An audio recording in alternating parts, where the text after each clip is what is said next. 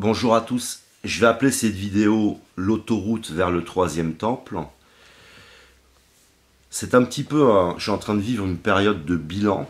Vous savez, quand vous faites un bilan pour une entreprise, ou le bilan de votre vie, à un moment donné, un peu comme une étape. Quand j'étais arrivé il y a très longtemps de ça, sur Internet la première fois, je m'étais intéressé à The Lost Book Nostradamus. C'est complètement irrationnel, ce que je vais dire. Il n'y a rien de vraiment rationnel. Mais ce qui m'a intéressé, c'est que je vais ressortir de ce livre un scénario. Mais tu peux lui faire dire ce que tu veux à ce livre. Mais ce qui m'intéresse, c'est que je vais en ressortir un scénario. Et avec beaucoup de choses qui sont en lien avec l'alchimie. Et qui sont en lien avec ce qui sort à cette époque. Donc plusieurs années après, vous avez ce journal qui va sortir, et ici vous avez une vignette qui nous explique qu'en fait, je m'excuse, je ne peux pas faire de montage, mais vous avez cette vignette qui nous explique qu'on va faire des découvertes, et des découvertes importantes, et beaucoup de secrets vont être dévoilés. On a toujours, dans cet aspect des initiés, ici, dans ce magazine, c'est un jeu de loi en fait. C'est la représentation un peu du pèlerin et un peu du processus d'individuation. Mais j'avais pas un sentiment que pour tout ce qui concerne Israël, on avait presque, d'ici je parle, un sentiment de stagnation, de conflit, de tout ça. Ok. Mais rien de spectaculaire en tous les cas, mais parce qu'on est ici bien sûr. Si on était sur place, on verrait beaucoup plus les territoires s'étendre. À la fois avec un projet de grand Israël et un projet de créer un temple sur une mosquée, je ne sais pas si vous voyez. Mais j'ai vraiment maintenant un ressenti d'autoroute, le sentiment qu'on est en train de construire une autoroute vers ce troisième temple. Avec toujours ou la lecture catholique, par exemple, de Satan qui prend le pouvoir, ou la lecture scientifique ou plus alchimique de la perversion narcissique qui prend le pouvoir de toutes les organisations, mais pour moi c'est maintenant explicite, puisque depuis des années je vous disais que la perversion narcissique va prendre le pouvoir de toutes les organisations, et même dans une entreprise, c'est une norme, la morale qui s'effondre, un certain nombre de choses, de mécanismes, et puis à la fin, c'est ce qu'il y a de pire qui s'élève, qui se montre, qui ne se cache plus, quoi. Et ce qui m'intéresse dans la perversion narcissique, on l'a vu, vous avez Donald Trump, personnage haut en couleur, qui va être à un moment donné important, tout compte fait. Son état psychique est important pour que les choses se mettent en place. L'état psychique de M. Macron, pervers narcissique ou pas, il y a vraiment un problème de narcissisme, de transcendance. Ils ont tous comme ça, tous les personnages sont tous hauts en couleur. Et tous sont importants, parce que là on voit les choses s'accélérer en France, on voit les choses se mettre en place en France, parce que on parle, vous voyez là, on a la manifestation, les manifestations, il va y avoir un certain nombre de choses, bon après je prends ce magazine, mais bon, on voit que les choses sont en train de se mettre en place, parce que une période de messianisme, la vraie période quand on entre dans le dur, c'est comme un organisme biologique. Prenez un organisme biologique. Par exemple, là, j'ai chopé la crève. Donc, toutes mes cellules, il va y avoir toute une transformation à l'intérieur, où le corps va se mettre à combattre. Il va y avoir la montée de la température. Tu transpires, tu as de la fièvre. Et là, tu as un peu comme un état de choc. Et c'est là que certaines cellules, ou par exemple les globules blancs qui peuvent être un peu en sommeil, vont s'activer. Et quand tu crées donc une onde de choc, tu crées un stress dans la population, forcément, c'est automatique. Il y a des personnes qui étaient à d'autres occupations qui vont se révéler. C'est ça créer en fait une période de messianisme, et ce qu'ils veulent faire. Pour qu'ensuite, une personne se révèle plus que les autres. Voilà. Et qui serait quelqu'un qui connaît tous les textes religieux, enfin pas israélien, mais du judaïsme, enfin, bref, ils essayent de provoquer quelque chose. Et donc je suis dans cette période maintenant où les choses se révèle, quoi. J'ai vraiment un sentiment que les choses se révèlent.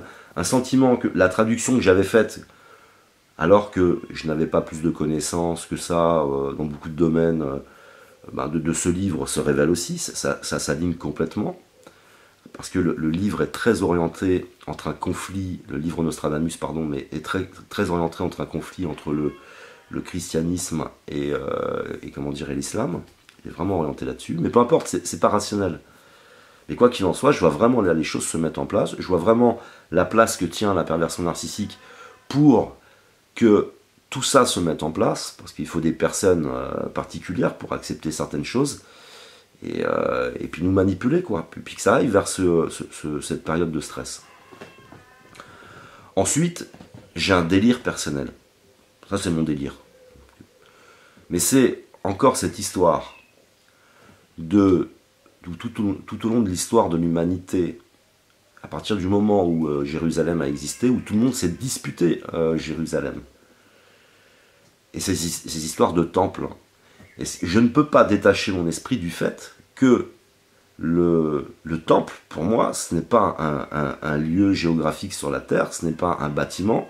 Le temple, c'est la planète, quoi. On doit reconstruire un temple. Et quel plus beau temple pourrait être que la planète? Avec cette planète qui s'appelle la Terre,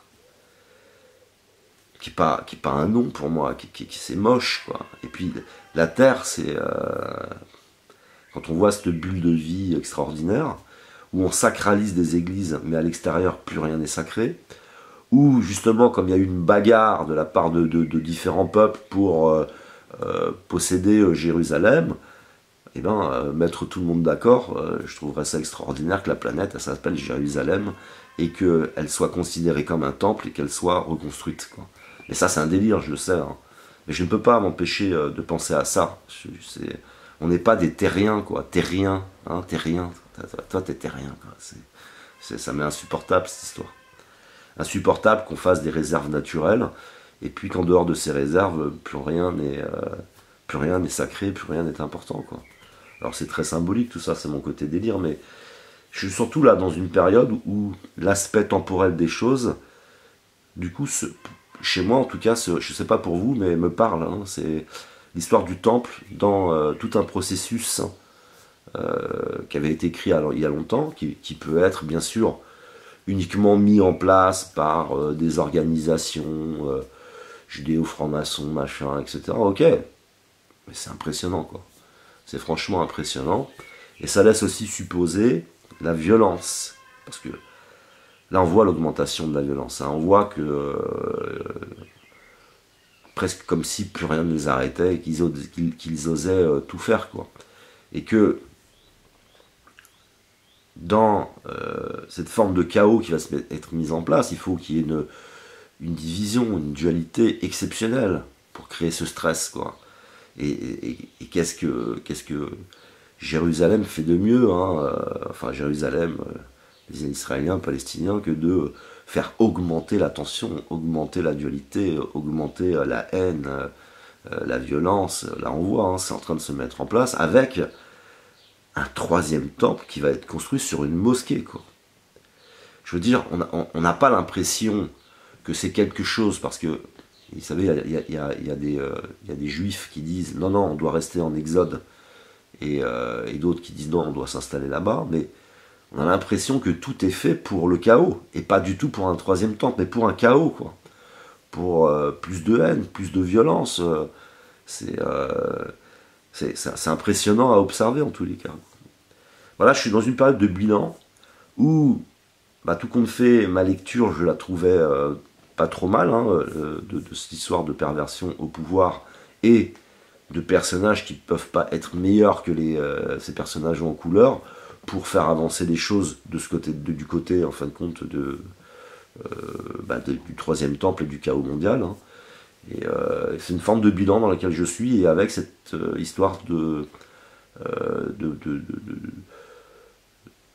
temporalité, hein, un peu comme une horloge qui se dessine, où on arrive un peu mieux à se situer dans ce qui a pu être écrit à une certaine époque sur cette période de messianisme, quoi. Ça se dévoile, quoi. On voit quelque chose qui se dévoile, encore une fois, hein, puisqu'on On est vraiment là dans une période de dévoilement.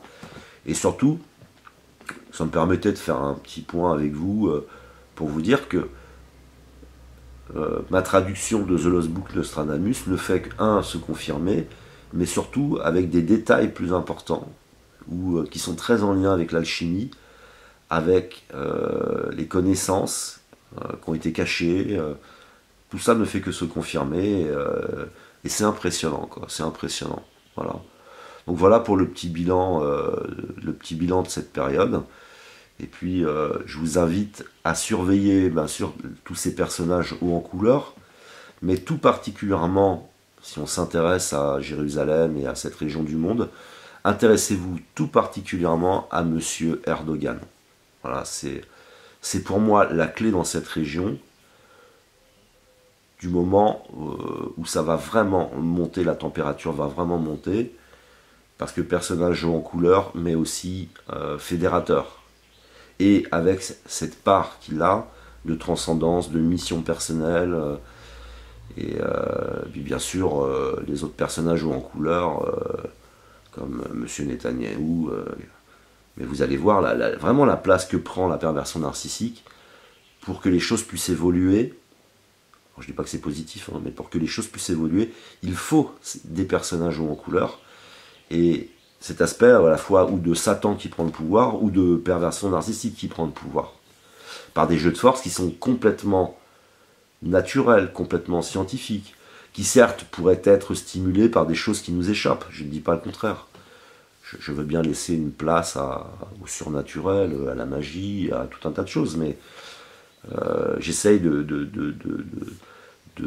m'asseoir dans un raisonnement scientifique pour pouvoir expliquer les choses au moins au minimum de façon rationnelle. Et après, vous voyez bien, je sépare bien l'histoire de Nostradamus, je la mets un peu de côté, on met un peu de côté le messianisme, mais quoi qu'il en soit, il y a bien cette histoire de perversion et de ce jeu de force dans un univers où il y a toujours eu ces jeux de force, un univers binaire, et avec cet aspect de la matière et de l'esprit, où la matière prend le dessus à un moment donné. La matière, c'est la pulsion, la matière, c'est c'est toute cette violence qu'on voit en train de se mettre en place, c'est l'ego, c'est ce trou noir qu'est l'ego, et qui est cet aspirateur d'énergie, où on est des énergivores, quoi. Et cette planète qui est en train de se détruire. Alors c'est vrai que je ne peux pas avoir autre chose qu'une pensée pour la planète, avec l'envie qu'elle porte un nom, et qu'elle soit sacralisée, parce que c'est ce qui est important, c'est l'endroit où nous vivons, quoi.